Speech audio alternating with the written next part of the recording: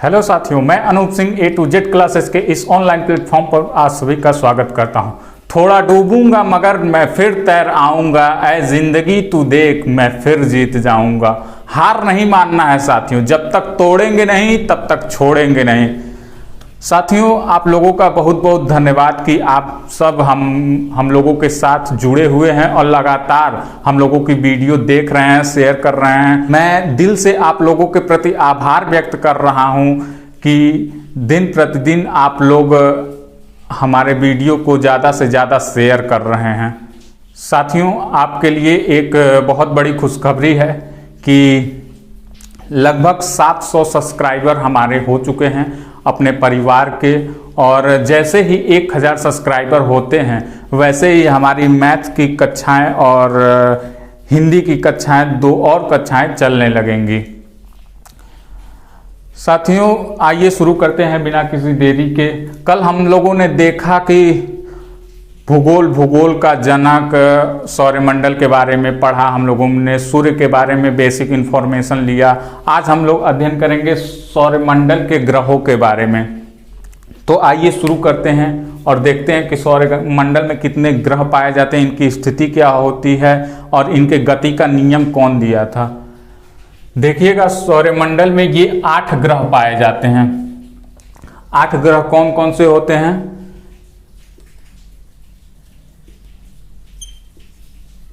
बुध,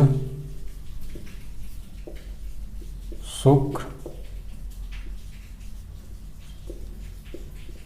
पृथ्वी, मंगल, बृहस्पति,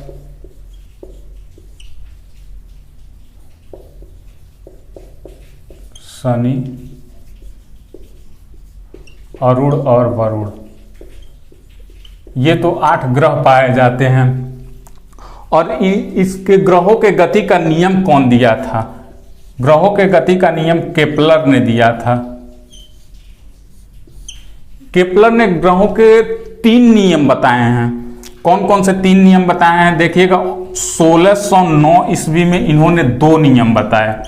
पहला नियम इन्होंने ये बताया कि ग्रह दीर्घवृत्ताकार पथ पर चक्कर लगाते हैं। ग्रह दीर्घवृत्ताकार पथ पर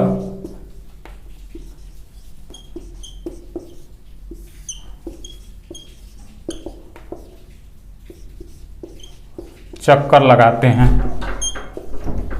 और दूसरी बात इन्होंने ये बताया कि प्रत्येक ग्रह की क्षेत्रीय चाल हमेशा नियत रहती है। प्रत्येक ग्रह की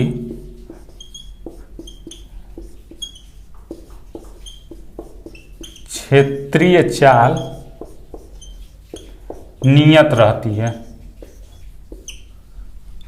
और इन्होंने तीसरा नियम 1618 ईस्वी में संशोधन करते हुए बताया। 1618 ईस्वी में इन्होंने तीसरा नियम बताया कि सूर्य से जो जितना दूर है, उसका जो जितना दूर स्थित है, उसका परिक्रमण काल का समय जो है वो उतना ही अधिक लगेगा। दूरी पर स्थित ग्रह का परिक्रमण काल अधिक और जो नजदीक है उसका परिक्रमण काल कम लगता है।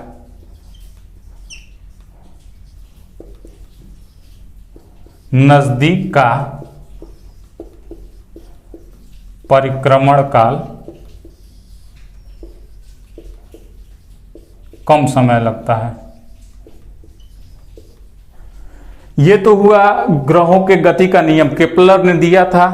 साथियों, अभी तक आप लोगों ने सिर्फ इतना ही पढ़ के छोड़ दिया होगा कि ग्रहों के गति का नियम केपलर ने दिया था, लेकिन मैंने ये भी बताया कि ये इन्होंने कितना नियम दिया था और कब कब दिया था।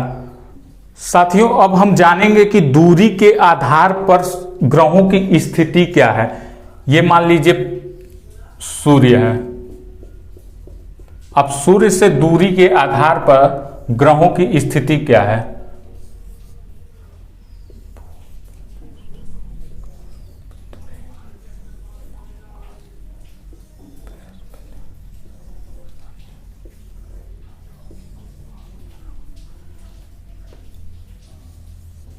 यह है बुध,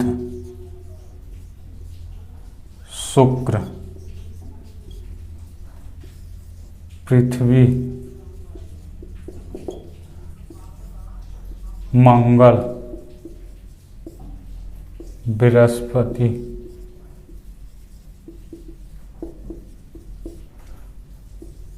शनि, अरुण और वरुण। ये तो हो गया कि सूर्य से ग्रहों की दूरी के आधार पर इनकी स्थिति क्या है। सूर्य से सबसे नजदीक बुध है, उसके बाद से शुक्र है, उसके बाद से पृथ्वी, फिर मंगल, बृहस्पति, शनि, अरुण और वरुण। ये तो हो गया दूरी के आधार पर। अब देखते हैं हम इसके आकार के आधार पर कि आकार में सबसे ज्यादा बड़ा कौन है और छोटा कौन है।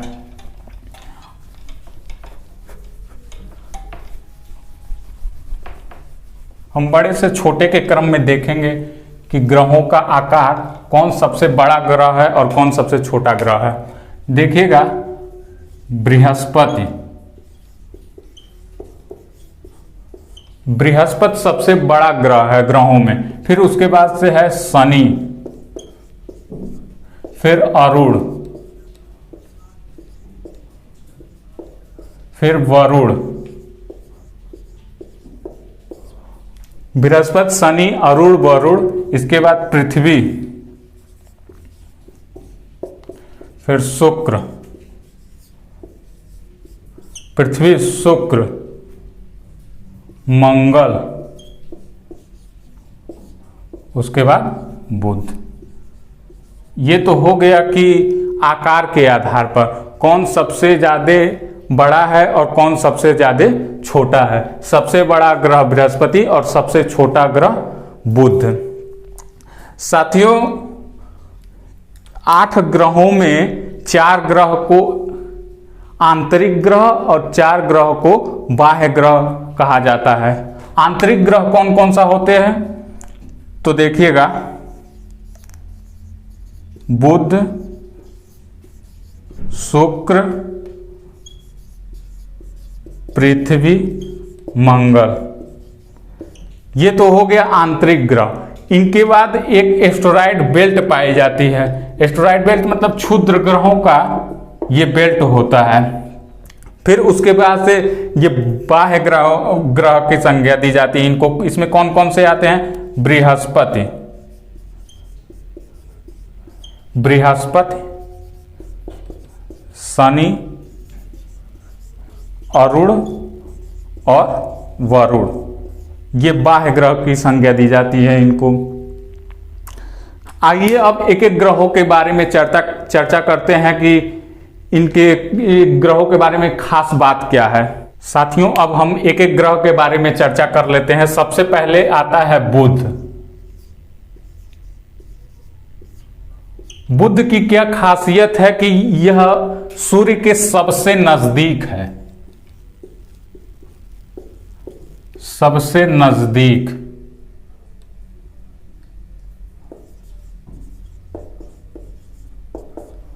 और बुध का एक भी उपग्रह नहीं है। बुध का एक भी उपग्रह नहीं है। बुध और शुक्र ऐसे 2 ग्रह हैं जिनका एक भी उपग्रह नहीं है। यह सबसे छोटा ग्रह है, सबसे छोटा, और यही सबसे हल्का ग्रह है,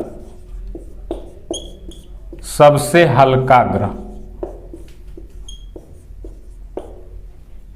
इसके साथ साथ इसका तापांतर जो क्रम है ये बहुत ज्यादा है। यह रात में -173 डिग्री सेल्सियस तक ठंडा हो जाता है। इसका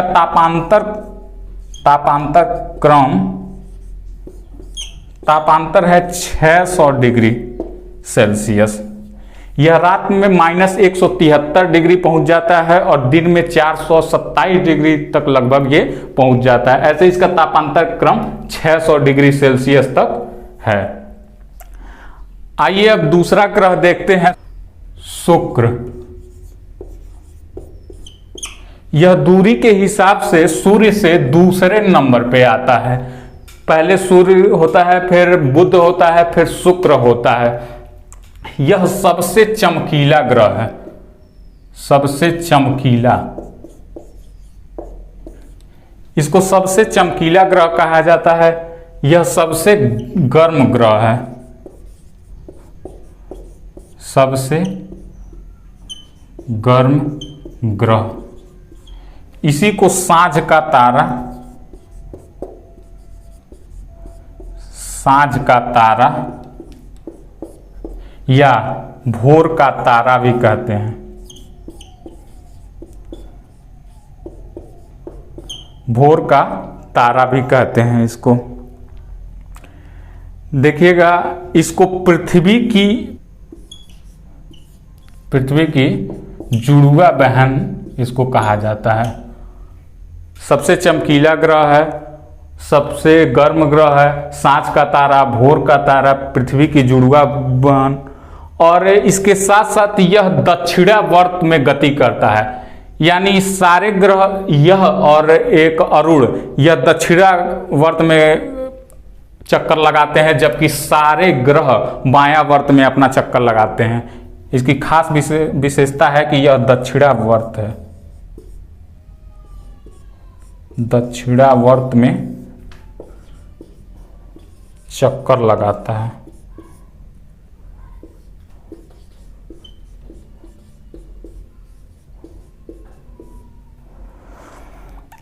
अब देखिएगा, इसी के क्रम में आगे बढ़ते हुए हम पृथ्वी को सबसे बाद में पढ़ेंगे, क्योंकि पृथ्वी हमारा मेन है और इससे क्वेश्चन आता ही आता है। तो पृथ्वी को हम सबसे बाद में पढ़ेंगे। उसके पहले जितने ग्रह हैं उसके बारे में ऐसे इंफॉर्मेशन ले लेते हैं कि किसको क्या कहा जाता है और किसके बारे में क्या है। अब आता है मंगल ग्रह। मंगल ग्रह की क्या विशेषता है? इसको लाल ग्रह कहते हैं, लाल ग्रह। इसका लाल रंग किसके कारण होता है? Iron oxide, iron oxide, iron oxide के कारण इसका रंग लाल होता है। यह अपनी धुरी पर 24 घंटे में एक चक्कर लगा लेता है, 24 घंटे में एक चक्कर लगा लेता है। और इसका 2 उपग्रह है। कौन कौन सा? 2 उपग्रह। अभी तक हम लोगों ने 2 ग्रहों को पढ़ा, बुध और शुक्र। इनके एक भी उपग्रह नहीं थे, लेकिन इसका 2 उपग्रह है। कौन कौन सा? फबोस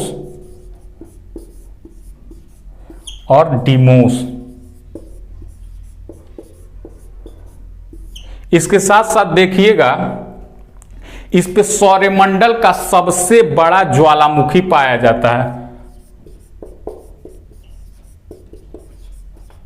सौरमंडल का सबसे बड़ा ज्वालामुखी पाया जाता है। कौन सा?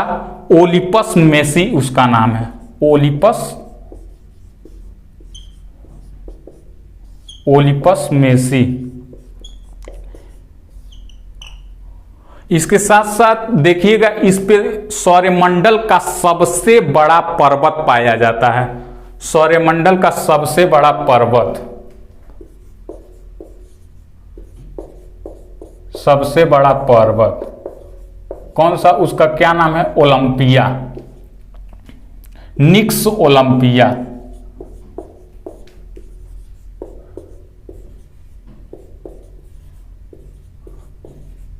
निक्स ओलंपिया ये पर्वत है और यह एवरेस्ट के 3 गुना ज्यादा बड़ा है।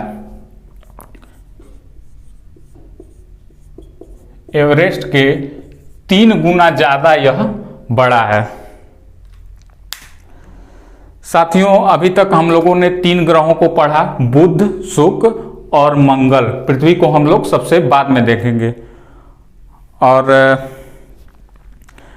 यहीं पर इस क्लास को समाप्त करते हैं। और साथियों, मैं अभी फिर से आप लोगों से गुजारिश करता हूं कि अभी तक जिन्होंने भी इस चैनल को सब्सक्राइब नहीं किया है वो इस चैनल को सब्सक्राइब कर दें और वीडियो को ज़्यादा से ज़्यादा शेयर करें, ज़्यादा से ज़्यादा अपने दोस्तों में, अपने फेसबुक, व्हाट्सएप, इंस्टा ग्रुप में डालें।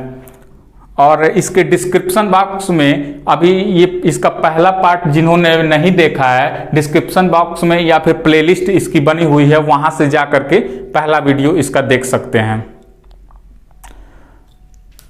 तो इसी के साथ विदा लेते हैं। आई होप आपको यह क्लास पसंद आई होगी। आप हमारे साथ बस ऐसे ही बने रहिए। हम लगातार दिन प्रतिदिन मेहनत कर रहे हैं आप लोगों के सिलेक्शन के लिए। हमारी पूरी टीम मेहनत कर रही है। तो साथियों, विदा लेते हैं। अब कल इसके आगे कंटिन्यू करेंगे। जो बृहस्पति, शनि, वरुण ग्रह बच गया है उसको आगे देखेंगे। तब तक के लिए धन्यवाद।